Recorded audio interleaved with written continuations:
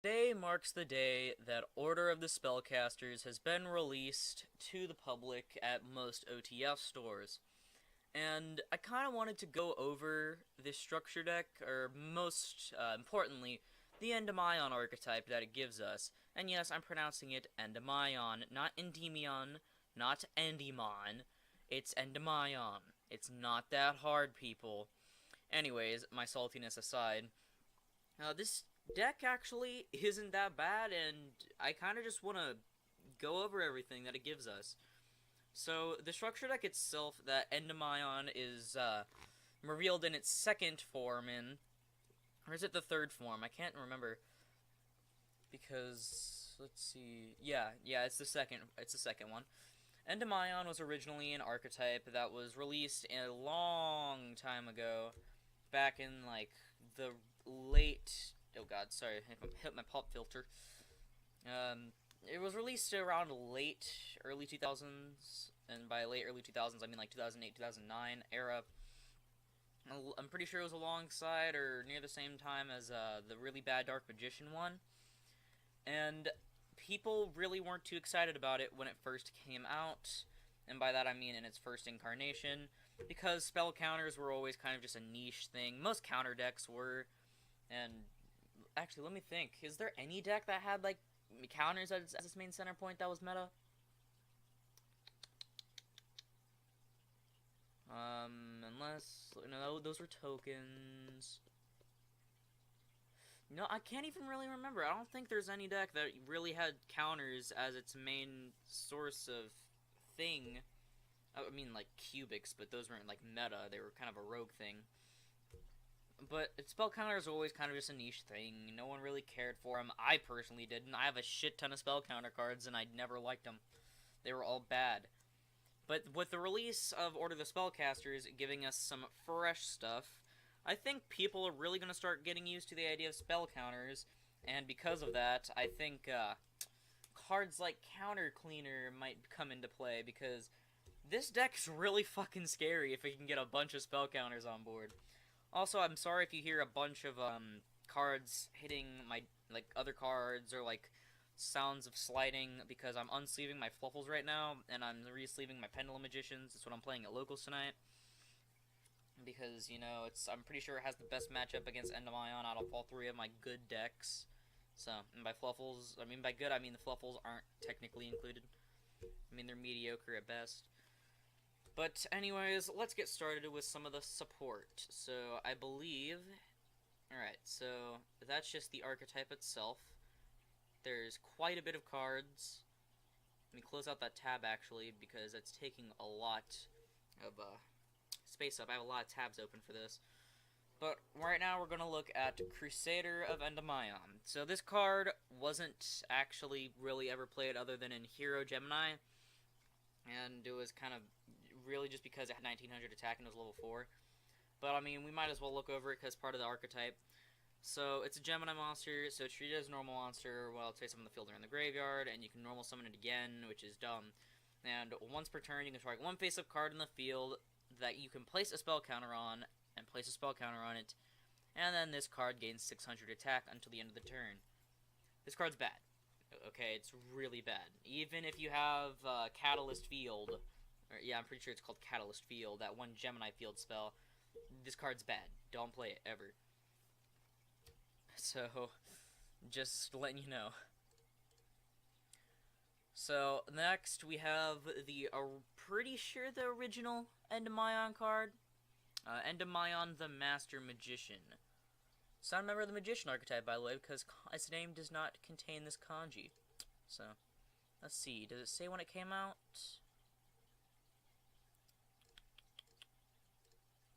No, I don't think it does. But I'm pretty sure this is a really old one. But it's Endymion the Master Magician. He's a dark level 7 spellcaster with 2700 attack and 1700 defense. Pretty high attack, actually, for level 7.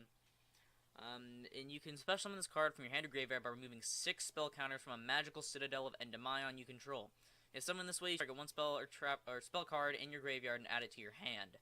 Once per turn, you can discard a spell card, target a card on the field, and destroy that target. Wow, I can't talk.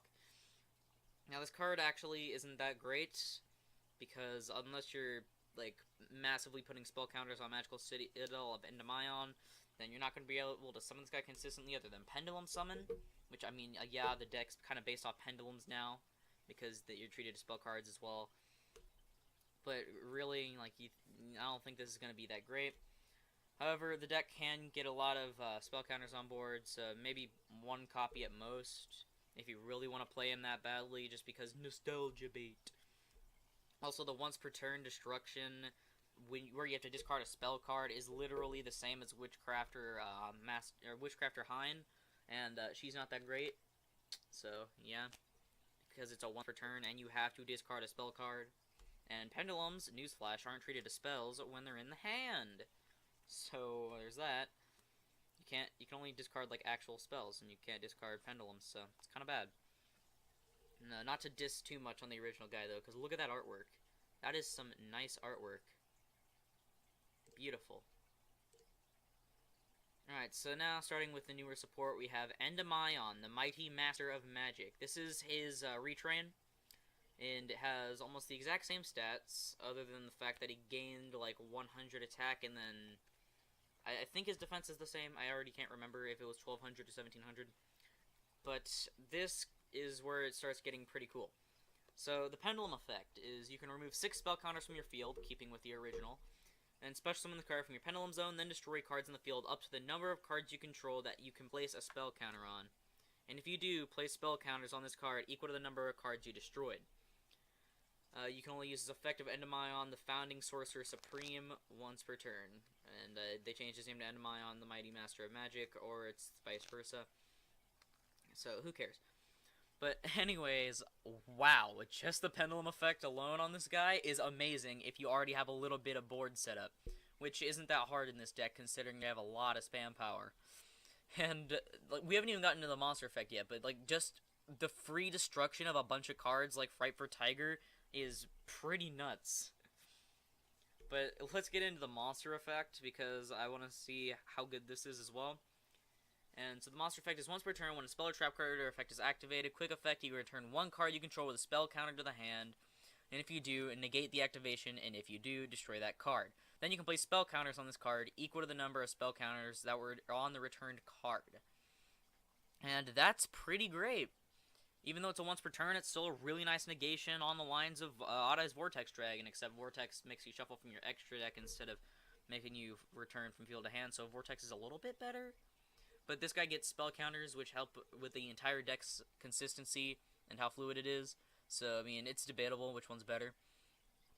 And if it has spell counters on it, it can't be destroyed by opponent's card effects, and the opponent cannot target it with card effects. And when this card with a spell counter is destroyed by battle, you can add a normal spell from your deck to your hand. Now, that is nuts. You get a free normal spell of your choice, which means literally anything you can think of. If we get Feather Duster back, you can get Feather Duster. If you play Regeki for some reason, you can add Regeki. Any normal spell card. Hell, even Instant Fusion if you really care. Like, that's awesome. And if it can't, the destruction effect, or the non-destruction effect, is pretty nice, actually. Because that means they have to run over 2800 body, and not all decks can do that. Hell, this thing can fucking go toe-to-toe with a Thunder Dragon Colossus and do 200 damage.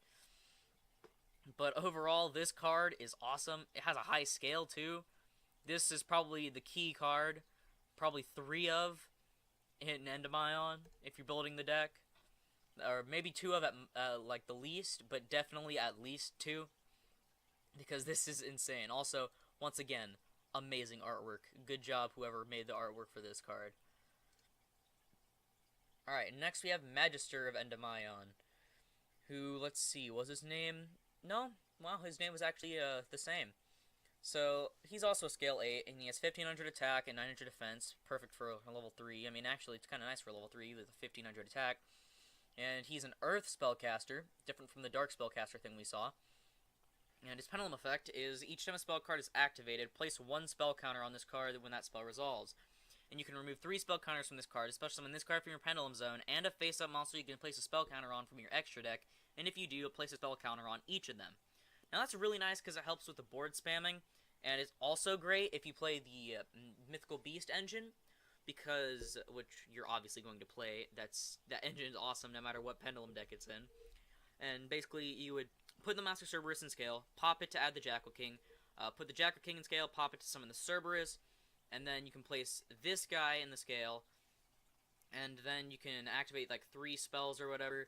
If like maybe the what was it, Mastery or Magical Spell Power Grass, the Spell Power Grass retrain that lets you search stuff. I'm pretty sure.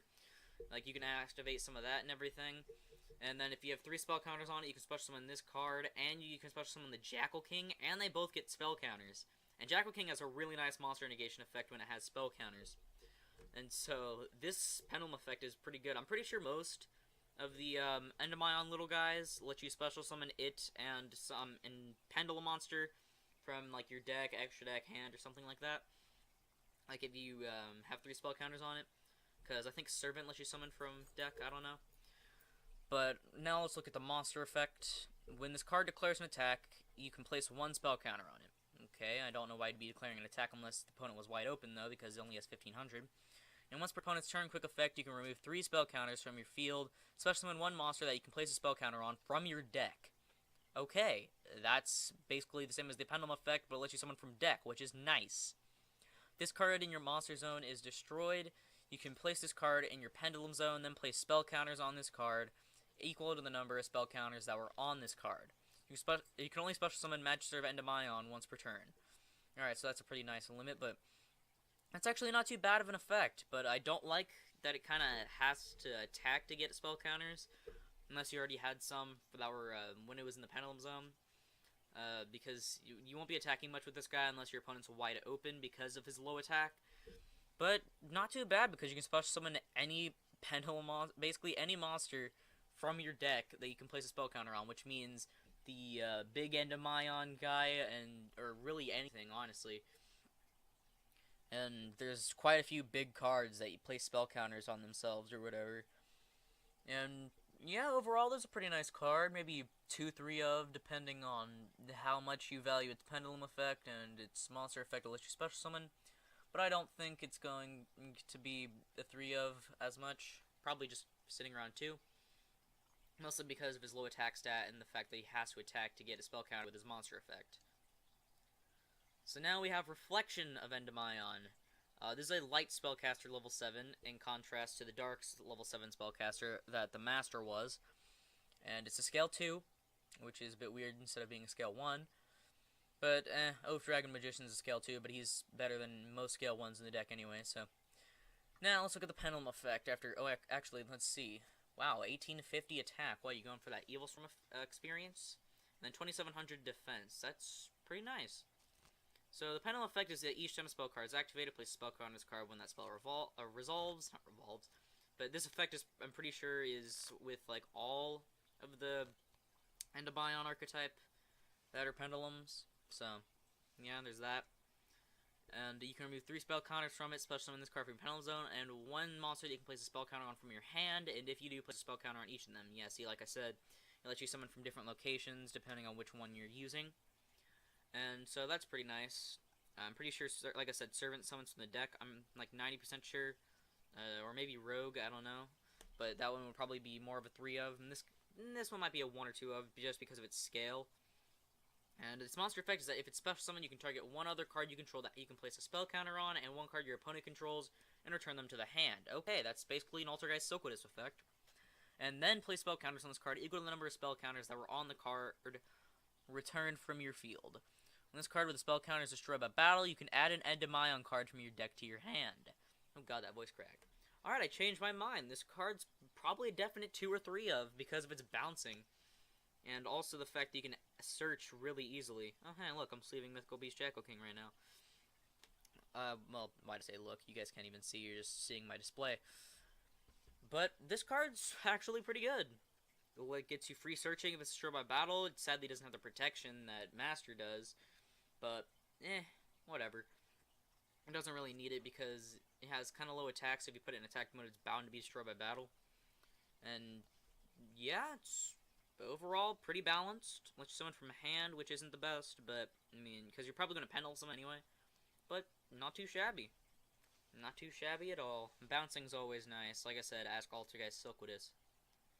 Alright, so now we're on to Rogue of Endymion. I'm pretty sure this one is new just because of the Japanese part right there. And surprisingly, it's not a pendulum. So it's a level 3 fire spellcaster with 1500 attack and 200 defense. And if it's normal or special summon, you can place one spell counter on, or no, you don't, it's not like you can, you have to. Place a spell counter on it, and you can remove one spell counter from this card and discard one spellcaster monster to set one continuous spell directly from your deck. You cannot activate cards or the effects of cards with that name for the rest of the turn. And you can only use each effect once per turn.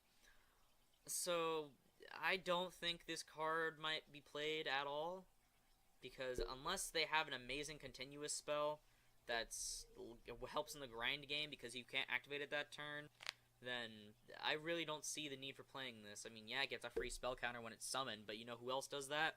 Breaker the Magical Warrior. And I don't think people are going to be playing that due to seeing how many people were complaining that Breaker the Dark Magical Warrior was reprinted in OTS 10. So, yeah, this card's not that great. If at all, if it sees play, it'll be at 1, because it's pretty bad.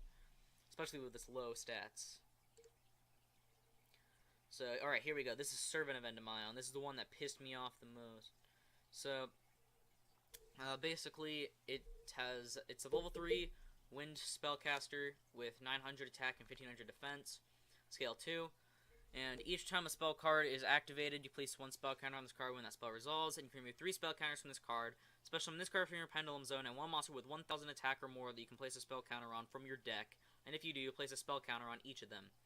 Now, that is what kind of made me mad whenever I played against it using Witchcraft, because all they did was just spam out a bunch of, like, masters and everything.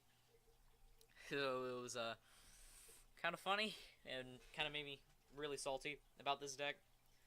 And its monster effect is that this card with a spell counter can attack directly, and once per opponent's turn, quick effect, you can discard one card to place a spell counter on this card, and each card you control that you can place a spell counter on. If this card in a monster zone is destroyed, you can place this card in your Pendulum Zone, then place spell counters on this card equal to the number of spell counters that were on this card, and you can only special summon him once per turn. Or her, is it? I think it's a female, but, like, I don't know, with its face, and also the weird way its body is shaped. No clue. But that doesn't matter. So this card is going to be played at 3 in every single Endymion deck, because it's pretty insane.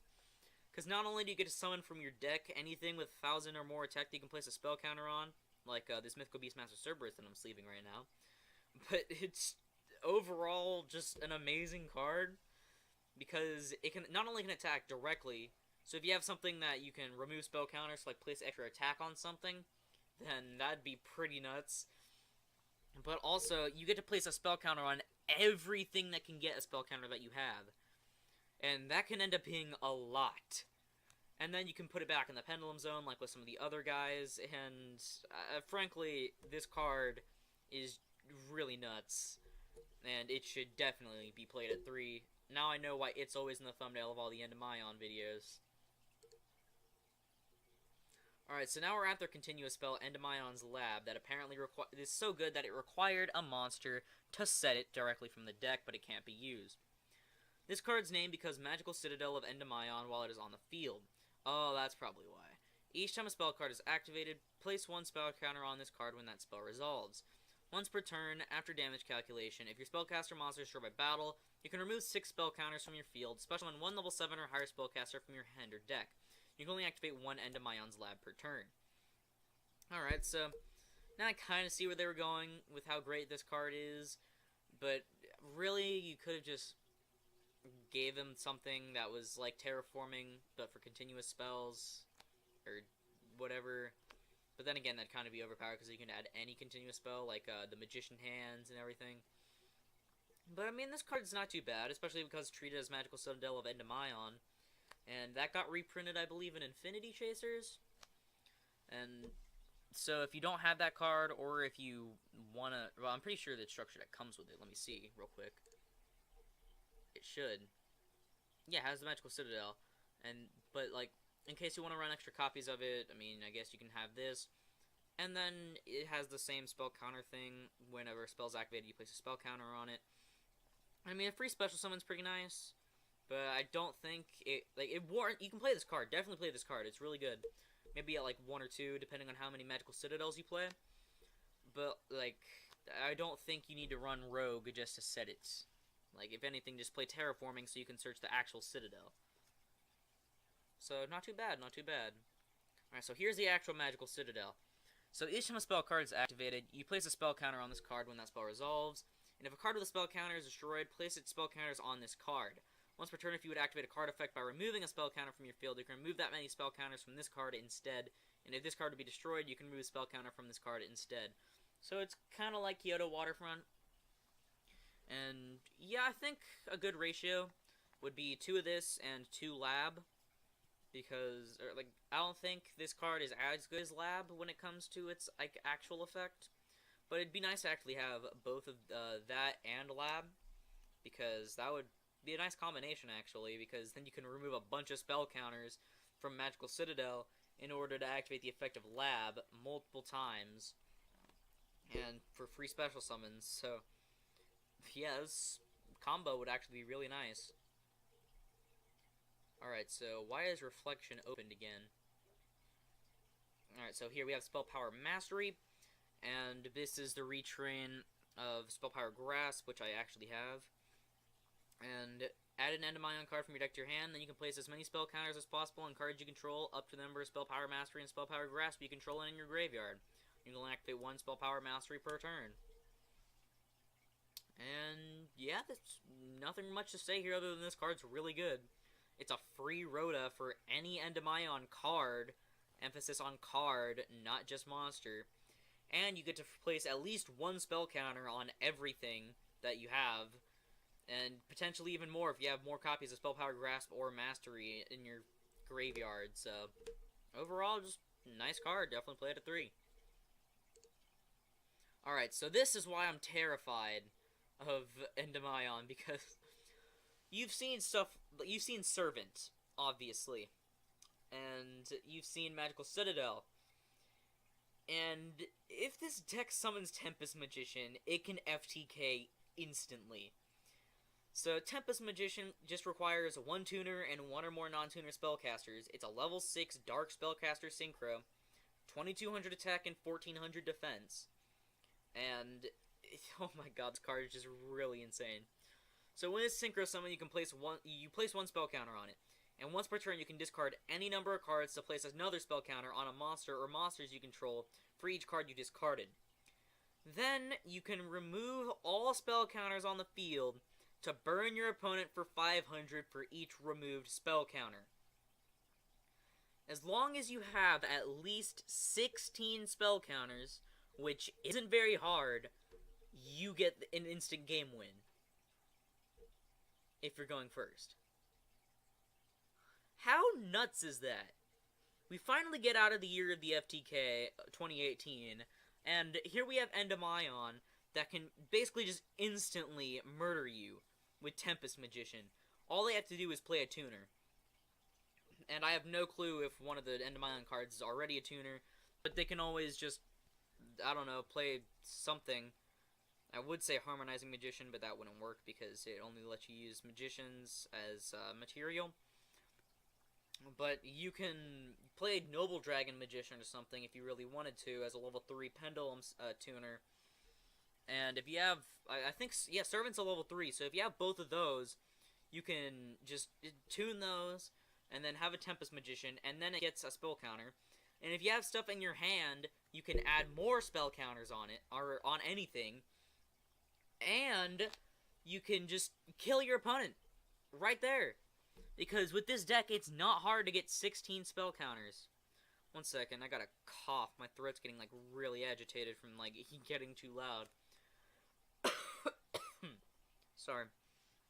I should probably get something to drink. But I'm really terrified of this deck, honestly, if they get their hands on Tempest Magician. And I wouldn't be surprised if this card gets hit on the ban list if it does end up being really significant in the deck strategy. But, anyways, that does it for this overview of Endymion. Overall, I think that this archetype has the potential to be tier 1. Especially if Striker and Danger Thunder get hit on the next ban list coming up really soon. Like, really soon. They said late of the month, and it's 19th, so... yeah. This deck can definitely be tier 1 if the other decks kind of get a little bit of a damper on them, because, personally, I believe this is better than Salamangreat. I don't think Salamangrate's good. It's kind of underwhelming. But, wow, I am very surprised that a deck of this caliber can exist. 1 second. I'm looking... okay, never mind. I was looking over my fish tank, and my eel was, like, falling, and it was limp, and I thought it was dead, but no. He was just chilling. Now he's swimming around. I got scared for a second. But yeah, this deck can potentially end up being, like, really scary. So, yeah. I highly recommend you guys get your hands on Order of the Spellcasters right now before the price goes up, because I really think this deck is a lot better than Salamangreat. And not only does it come with this great archetype, it comes with some really nice reprints too.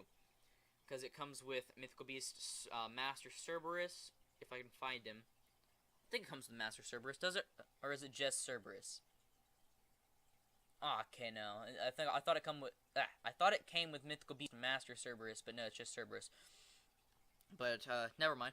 But it comes with good cards like Spellbook Condition of Prophecy, which is a pretty good card. You got Drollin Lockbird, which is a really good card, and as a common, it's kind of weird. And then you have stuff like Spellbook of Secrets, and Power, and Wisdom. And you don't have Knowledge in here because that got reprinted in Infinity Chasers. But Spellbook of Secrets is really good, especially knowing it as a common now, which is kind of weird. You got Terraforming, which most decks actually have. Now, Pot of Desires is in here, and Left Arm Offering as commons, and that's really nice. Then you got Mythical Bestiamorph, Pitch Black Power Stone, extra buck. Magician's Circle actually isn't too terrible of a card, especially if your opponent isn't playing any spellcasters, so you get a free spellcaster. And the Link Monster for Daybreaker is actually pretty nice, because I'm pretty sure it gets a pop free stuff, so that's cool. But without further ado, I want to say that this structure deck is very, very worth it, and so is the archetype that comes in it.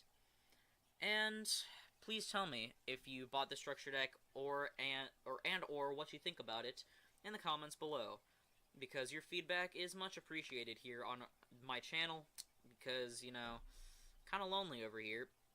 People watch my stuff all the time, but I only have like 12 subscribers, and that kind of sucks. Like, I have like thousands of views, but you know, you can't always win them. But yeah, subscribe if you want more Yu-Gi-Oh content though, or any content like this. Please give me suggestions of what other things I should review in the comments below, because I kind of want to review some other archetypes and cards, because that actually gets kind of quite a bit of attention, and also I really like reviewing stuff, because I just get to voice my opinion on it if you've seen my Nightmare review. And yeah, I'll see you in the next. This is Aurora, signing off.